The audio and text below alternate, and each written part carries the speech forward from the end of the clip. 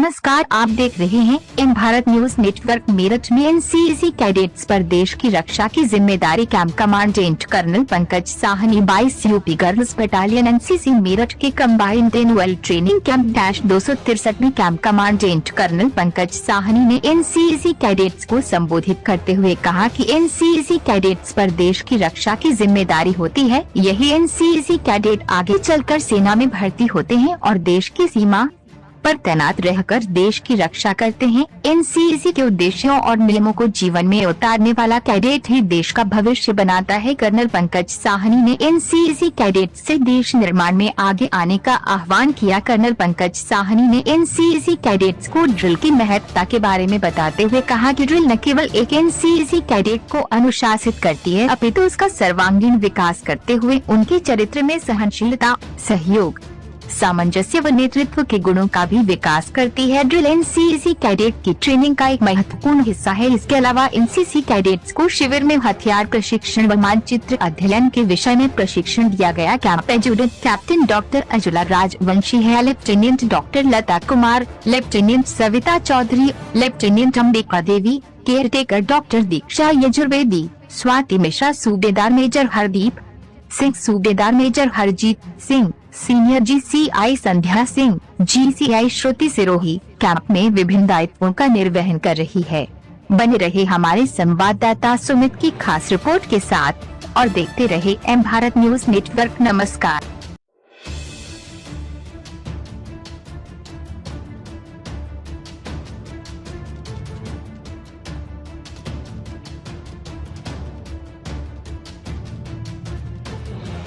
Ma'am, ये जो camp जो लगाया गया है उसके सब बारे में थोड़ा सा उद्देश्य और बताइए।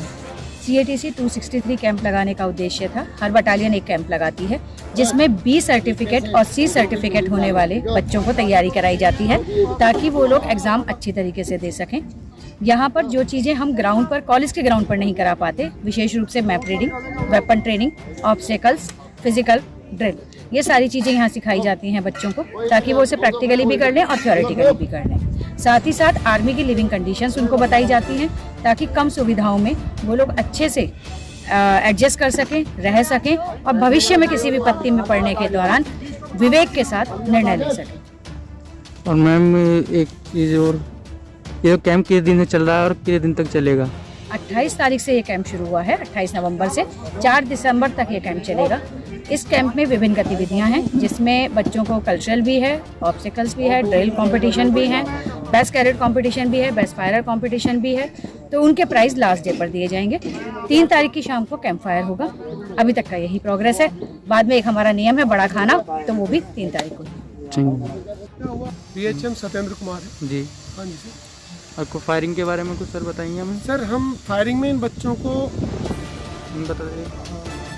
बताइए। स्मॉल आर्म्स की फायरिंग का इनको सिखलाई दे रहे हैं जी। स्मॉल आर्म में सबसे ज़्यादा इनको अभी क्या नए बच्चे हैं, इन्होंने पहले कोई गन्स नहीं देखी हैं, कोई भी गन्स ऑपरेट नहीं करी, तो बच्चों को डर होता है। तो इनका डर निकालने के लिए सबसे पहले हम इनको .22 राइफल के ऊपर इनको ट्रेनिंग दे रहे हैं ताकि इनका डर निकल सके और इनको बेसिक स्किल्स जो फायरर की हैं वो समझ में आसानी से आए। उसके बाद फिर हम इनकी एडवांस ट्रेनिंग जैसे इंसास राइफल है, SLR राइफल है, आने वाले समय पर हम इसकी ट्रेनिंग कराएंगे। ठीक है, थैंक यू। मेरा नाम लेफ्टिनेंट सविता चौधरी है जी। हमारा जो इस कैंप का मेन उद्देश्य है वो अनुशासन, मतलब अपने कैडेट्स में अनुशासन की भावना को पैदा करना, उन्हें एकता की भावना को सिखाना। जो हमारा एनसीसी का जो मेन मोटो है वो भी यही है कि एकता और अनुशासन की भावना हमारे कैडेट्स में पैदा करना। जैसे कि एनसीसी हमारे देश का एक सबसे बड़ा युवा संगठन है, यानी एनसीसी एक ऐसा संगठन है जो कि युवाओं को उनके व्यक्तित्व विकास को विकसित करने और जीवन में अनुशासन के महत्व को आत्मसात करने के लिए एक मंच प्रदान करता है। एनसीसी का प्राथमिक लक्ष्य है देश के युवाओं में एकता, अनुशासन, कर्तव्य निष्ठा और देशभक्ति की भावना को जागृत करके उन्हें एक आदर्श नागरिक बनाना, जिससे कि वे दूसरों को भी एक अच्छा नागरिक बनने के लिए प्रेरित कर सकें। उनके भीतर एक ऐसी आत्मशक्ति भरना जिससे कि वे किसी भी कार्य को सुचारू रूप से सफलतापूर्वक संपन्न कर सके। एनसीसी में कैडेट को विभिन्न क्षेत्रों में, चाहे वह खेल हो या साहसिक कार्यक्रम हो या कोई अन्य सांस्कृतिक कार्यक्रम हो, खेल हो या घुड़सवारी, आगे बढ़ने का जो सुनहरा अवसर एनसीसी में प्राप्त होता है वह शायद ही कहीं और नहीं। मेरा नाम डीसी श्रुति सिरोही और अभी हम यहाँ पर जैसे कि आप देख रहे हैं 28 से 4 दिसंबर तक हमारा जो कैंप चलाया जा रहा है CATC, तो इसमें हमारा B और C सर्टिफिकेट का उद्देश्य है मेनली बच्चों को पढ़ाने का, ताकि वो अपने B और C सर्टिफिकेट को एक अच्छे तरीके से प्राप्त कर सकें, एक अच्छी परफॉर्मेंस उसमें दे सकें। हम यहाँ पे काफ़ी सारी गतिविधियाँ उनको चला रहे हैं उनके लिए, ताकि उनको अच्छी से अच्छी ट्रेनिंग मिल सके। उनमें उनकी क्लासेस भी है, फायरिंग भी है, उनके शाम को उनका काफ़ी स्पोर्ट्स का भी एक्टिविटी हम कराते हैं। तो B और C सर्टिफिकेट हमारा उद्देश्य होता है ताकि बच्चे उसे प्राप्त करके अपने आने वाले भविष्य में अच्छा परफॉर्मेंस दे सके। और चूँकि B और C सर्टिफिकेट प्राप्त करने के बाद में एक एनसीसी कैडेट एलिजिबल हो जाता है अच्छी जॉब पाने के लिए, लाइक कैसे कि भाई उसे काफ़ी जगह वेटेज मार्क्स मिलते हैं। और आजकल तो B और C सर्टिफिकेट होल्डर्स को डिग्री कॉलेजेस में और जितने भी हमारे प्रोफेशनल कॉलेजेस हैं उनमें भी एक अच्छा वेटेज मार्क्स मतलब वेटेज मिलता है। देन उसके बाद में जितनी भी हमारे जो SSB होता है आर्म फोर्सेस में जाने के लिए, एक कमीशन्ड ऑफिसर बनने के लिए, उसके लिए हमें CDS से एग्जम्प्ट मिल जाता है। तो सीधा जो हमारा कैडेट है वो SSB के इंटरव्यू में ही जाकर अपनी अच्छी परफॉर्मेंस के द्वारा एक कमीशन्ड ऑफिसर बन सकता है।